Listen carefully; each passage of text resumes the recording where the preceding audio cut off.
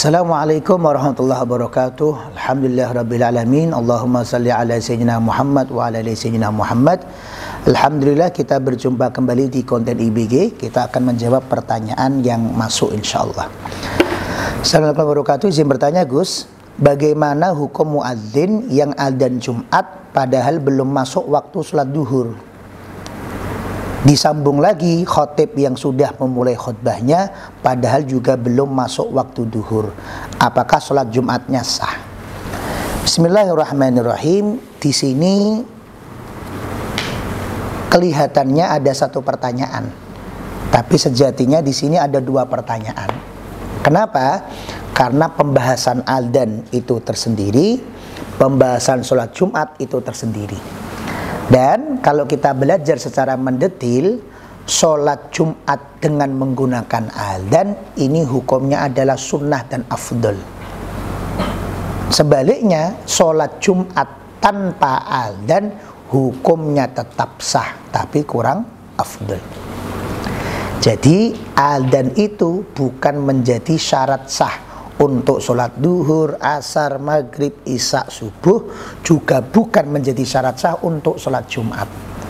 Sehingga sekali lagi nanti kita jawab, adzan itu pembahasan sendiri, Jumatan juga pembahasan tersendiri. Sehingga semisal kepepetnya nggak ada adzan, atau adzan tapi keliru waktunya, atau adzan tapi main-main, atau adzan tapi lafadznya nggak sah, maka ketidaksahan adzan ini tidak berimbas apapun dengan keabsahan salat Jumat. Artinya Jumat berdiri sendiri, adzan ini tidak mempengaruhi keabsahan salat Jumat sama sekali. Itu poin A besar yang harus kita pahami, sehingga walaupun ini seakan-akan kelihatannya satu pertanyaan yang bersambung, tapi ini sebenarnya dua permasalahan yang berbeda. Yang poin A dulu yang kita bahas, yaitu tentang adzannya. Adzan ini memang disunnahkan di dalam syariat kepada sholat wajib, yang sholat wajibnya adalah wajib asli, artinya bukan wajib nadar, dan merupakan kewajiban yang sifatnya fardu ain. Maka mau kita sholat sendiri maupun kita sholat berjamaah, kalau mau sholat duhur memang sunnahnya adzan dan qomat. Kalau mau asar memang sunnahnya adzan dan qomat. Termasuk kalau mau sholat Jumat memang sunnahnya adalah adzan dan iqamah. Ini merupakan sebuah kesunahan yang sebisa mungkin kita laksanakan agar ibadah kita semakin afdol, semakin sempurna, semakin mendapatkan pahala yang luar biasa banyak. Ini poin nomor 1. Jadi adzan hukumnya bukan wajib, tapi hukumnya adalah sunnah untuk sholat-sholat tertentu. Di antaranya adalah sholat Jumat. Nah, yang kedua, adzan ini terbagi menjadi dua.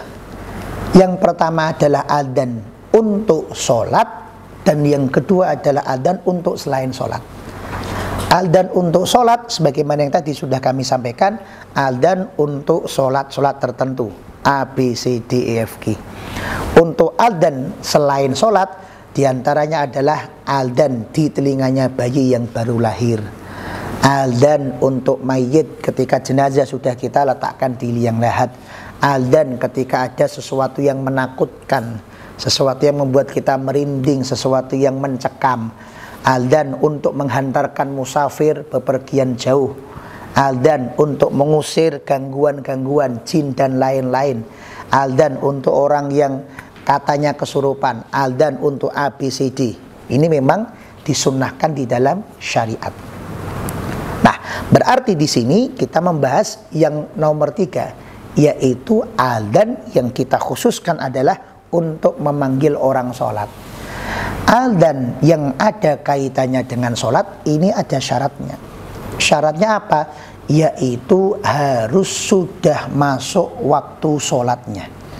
Adzan untuk tanda sholat harus sudah masuk waktu sholat kecuali satu, yaitu adzan subuh yang dikumandangkan sebelum waktu subuh, tetapi tujuannya untuk membangunkan orang agar bangun tahajud, witir, dan persiapan sholat subuh.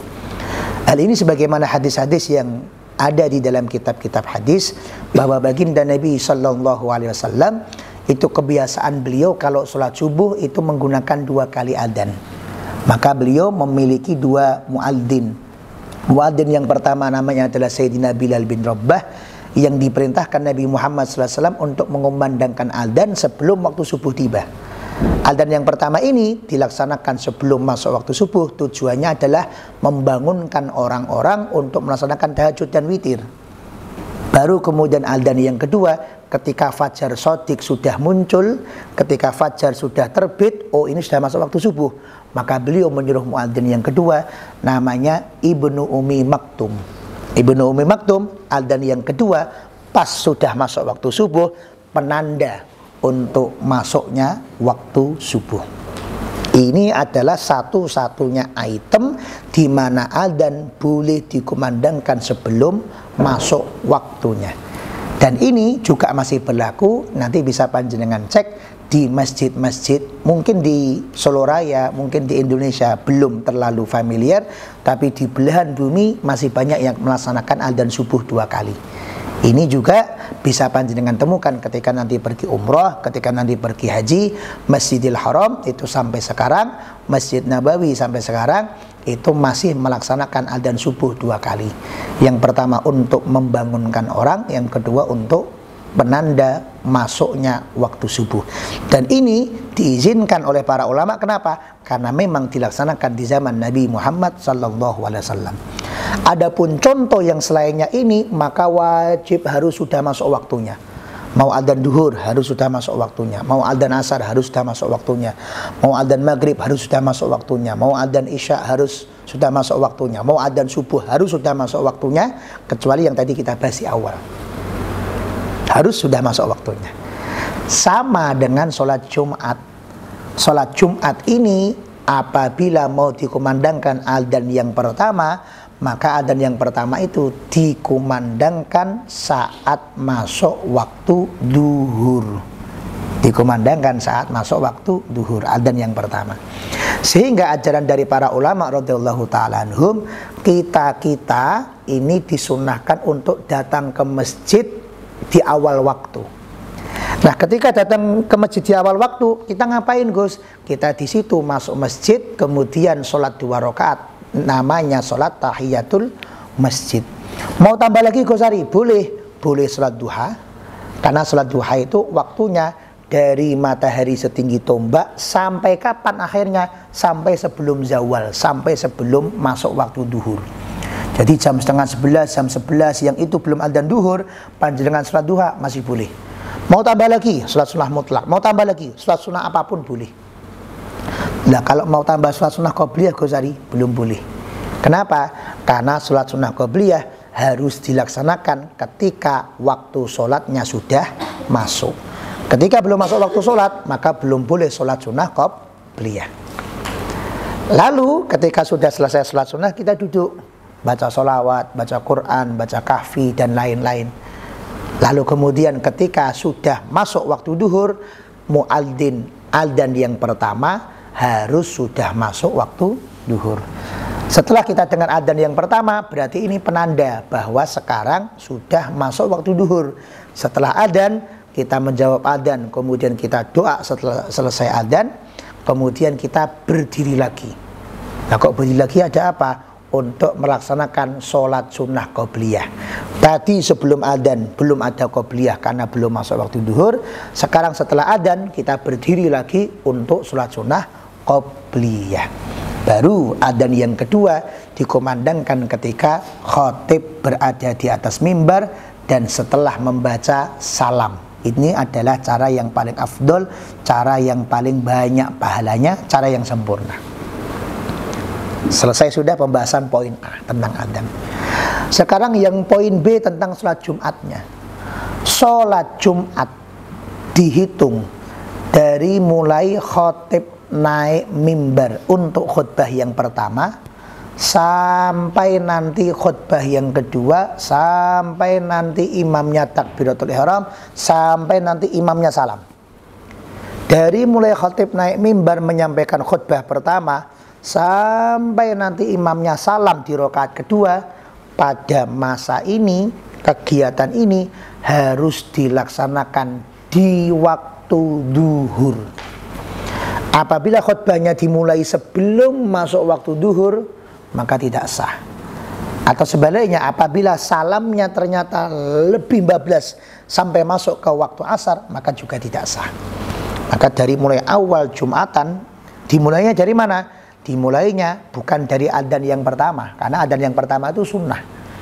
Adzan yang kedua juga sunnah, artinya Jumatan tanpa adzan sah. Jadi dimulainya bukan dari berkumpulnya jamaah, enggak, tapi dimulai dari khutbah, dimulai oleh khatib sampai akhirnya adalah salam. Ini harus dilaksanakan di waktu duhur. Apabila ada khatib yang sudah menyampaikan khutbah, menyampaikan rukun-rukun khutbahnya, dan itu belum masuk duhur, maka khutbahnya tidak sah. Dan kalau khutbahnya tidak sah, maka hukum sholatnya juga tidak sah. Maka di sini kita masuk kepada pertanyaan. Pertanyaan nomor 1, bagaimana kalau adzan Jumat dilaksanakan sebelum masuknya waktu duhur? Maka hukumnya adzannya tidak sah, tapi tidak mempengaruhi kepada keabsahan Jumatan. Pertanyaan yang kedua, bagaimana jika khutbahnya disampaikan sebelum masuk waktu duhur? Maka khutbahnya tidak sah. Tapi bedanya dengan adzan, kalau adzan nggak berpengaruh kepada keabsahan Jumatan, untuk khutbah berpengaruh kepada keabsahan Jumatan. Khutbahnya tidak sah, maka sholat Jumatnya juga tidak sah. Maka perhatian bagi khatib, perhatian bagi muadzin, dan perhatian bagi takmir masjid untuk menata jadwal kapan adzan yang pertama, kapan khatib naik mimbar, kapan adzan yang kedua, berapa lama durasi khutbahnya, dan lain-lain menjadi tanggung jawab kita bersama. Terima kasih, semoga dapat dipahami secara baik dan benar insyaallah. Assalamualaikum warahmatullahi wabarakatuh.